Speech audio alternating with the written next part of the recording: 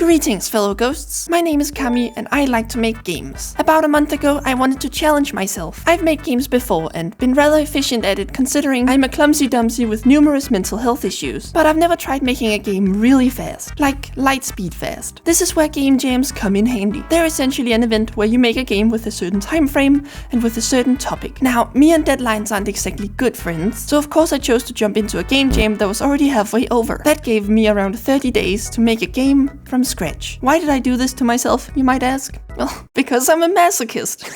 Now, this video isn't just gonna be all educational, boring stuff. I'm also gonna try to be funny, or at least attempt to be funny. I can't really promise anything. Chapter 1. Where the hell do I start? When making a game, or literally anything, it's good to have at least a vague idea of what you want to make. Now, I went to Game Dev High School. Yes, it's a real thing, and it's very round. They wanted us to painfully plan out every single minute detail before we even laid a finger on the code or the art. I, of course, said no, and proceeded to fail every single class. For this game, I chose to make a visual novel in Ren'Py because I wanted to do that for a long time, and it seemed pretty simple. I clearly made a really smart choice because my weakest skill in terms of developing games is drawing. It's literally got visual in the name. Why did I think I needed more challenges? Anyway, much like my personality, my workflow is total chaos. That's probably why my high school's very organized way of working didn't really stick with me. I still think they were onto something though, and that's why I write simple outlines for what I want to have in the game. It only took a few days before I had a list of all the different locations, characters, and the general plot. That's a good start, but there's something else that I'm missing. A to-do list. Oh, I love to-do lists. It's the glue that keeps my life from falling apart. I set up a simple to-do list for all the things I knew the game needed, and I instantly felt I had a better overview of what needed to be done. I also realized that I had maybe a little too much that needed to be done in less than a month, so I closed everything for the day and started screaming.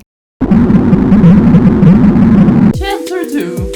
My idea for the game was rather simple. I had two characters who had made appearances in previous games and I wanted them to go on a date. It was the Yuri Jam I joined after all. I put the gay in game. The two witches, Freesia and Cinnamon, were to go out, eat some dinner, have a good time, go to a cool spot, look at the stars and ride a giant ice spirit. A classic date if you ask me. Since Cinnamon is a music witch, I wanted that to be a sequence where the player could design their own tune by choosing different sounds and melodies. I also wanted an animation transition where they were riding on the giant ice spirit. I also wanted to have a sequence where they find star signs in the night sky and talk about them. Getting a little ambitious there past me. Call me your ectoplasm. Anyway, that's what my plan was. I sure hope I managed to make all of that. Chapter 3. Sketchy business. Oh, it's time to get sketchy. Yeah, I'm talking download more RAM here amounts of sketchy. I've never made a visual novel before, but I hear from others that it's a good idea to sketch out all the art assets before you actually draw any of them for realsies. So I, being the GigaChat Galaxy brain that I am, immediately finished one of the drawings. Look, I have no control over where my motivation lands. My brain said finish the drawing and I had to comply because it was either that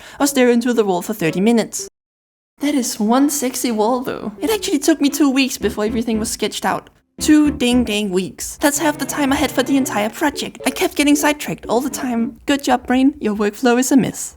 Chapter 4. Music. I decided to make all the music from scratch. I even decided to make every single sound from scratch. Because again, I definitely needed more challenge. I thought about just opening a generic sound library and pick generic sound number 47, but no. I was gonna make my own generic sounds this time. If you don't know how sound design works, let me break it down for you. You start out with different simple waveforms that all sound beautiful. As a ghost, I don't have any ears, but yours are probably bleeding, loser. After that, you can turn on these funky sliders and change the waveform, making it sound irritating in a whole new kind of way. Then you slap some effects on that bad boy, like reverb or a flanger, and then hopefully it sounds good. That's the gist of my process, at least. I hope that made a shred of sense. I also cheated a little bit and used the same sounds for all the music. That way it was less work for me and the music maintained the same vibe throughout the game. It's a good little life hack to remember if you're also in this very specific situation. Anyway, I'm very happy with the music I made for this. Chapter 5. Learning a new language. I'm not gonna claim I'm a genius. I am in fact a dumbass, and coding does not come naturally to me. I love it, but I'm bad at it. I've never actually written Python before, so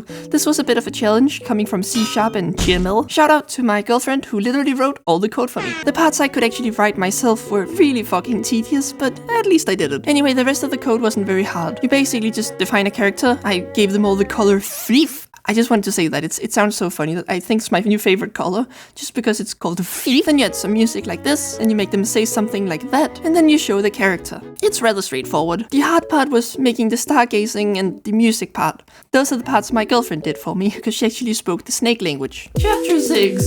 GUI. GUI. Graphic User Interface, I think. All of this shit, you know? Ren'Py is nice and actually has a default UI, which is lovely if I could understand any of the snake hieroglyphics it's written in. The graphic part of it was pretty simple though. I switched out the colors with my own color palette, purple. Just purple. It was mostly the text box I was worried about because I definitely didn't want it to look like that. I went around looking at other people's visual novels to get some kind of inspiration and ended up with this. It's fine, I guess. It works. I'm too tired to make another one. At least I made the setting screen look dope, and that's all that matters. Mic drop. Oh shit. Chapter 7. My hand hurts. The last part I did was the one I had been dreading the most. Actually drawing everything. I'm still new to art and not that confident on the drawing tablet. I feel like it's obvious where I take my inspiration from with a lot of things, so I thought it might be fun to mention some of them. There's a lot of Nom Nom Nami, lots of Hilda, a pinch of Don't Starve, some Amphibia, and probably lots more that I haven't consciously taken inspiration from. I also proudly use references when I draw sometimes. Like, how the fuck do you draw a tree? Just look in the background of your favorite cartoon. Boom.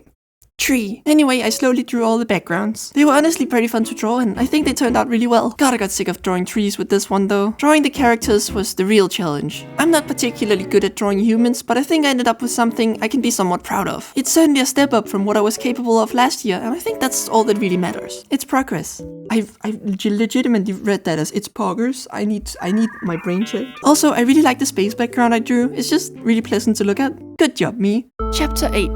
The Result. In the end, I'm sitting here with a game that I'm pretty proud of. I actually managed to have the animation sequence, the stargazing sequence, and the music sequence. I honestly didn't expect to get all those done. I do think the game could have become better if I spent more time on it, but in reality, I know that just means I'm gonna completely rewrite everything and add 5 billion scenes. This was a good exercise in making something that isn't a gigantic project, while also trying something new. Sadly, I didn't really enjoy the process of making a visual novel. I just think it's too art-focused for my liking, so I most likely won't be making any visual novels in the future. I might give it another try sometime though. I also kept a little journal through this project, and it's really funny to see how I went from fully freaking out one day to having all the confidence in the world the next. Generally, I just forgot to write in it.